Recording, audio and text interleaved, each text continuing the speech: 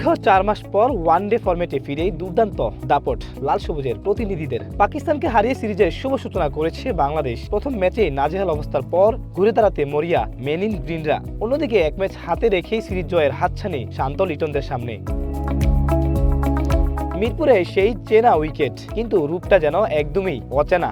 যেখানে স্পিন বিষে নীল হওয়ার কথা ব্যাটারদের, সেখানেই হঠাৎ দৃশ্যপটে পেসারদের দাপট। শেরেবাংলার রহস্যময় পিচে পাকিস্তানি ব্যাটারদের রীতিমতো নাচিয়ে ছেড়েছেন বাংলাদেশি পেসাররা।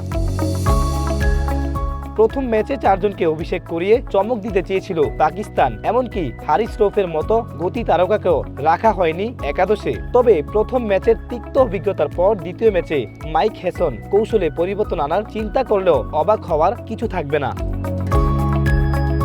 বিপরীত চিত্র বাংলাদেশ শিবিরে। মিরপুরের চিরাচরিত স্পিন নির্ভরতা ঝেড়ে ফেলে ফ্লোটিং উইকেটে পেসারদের জয় জয়কার এখন টাইগার ক্রিকেটের নতুন শক্তি। বড় কোনো চোট বা অঘটন না থাকলে উইনিং কম্বিনেশন ধরে রেখে অপরিবর্তিত একাদশ নিয়েই সিরিজ নিশ্চিত করতে নামবে লাল সবুজের প্রতিনিধিরা।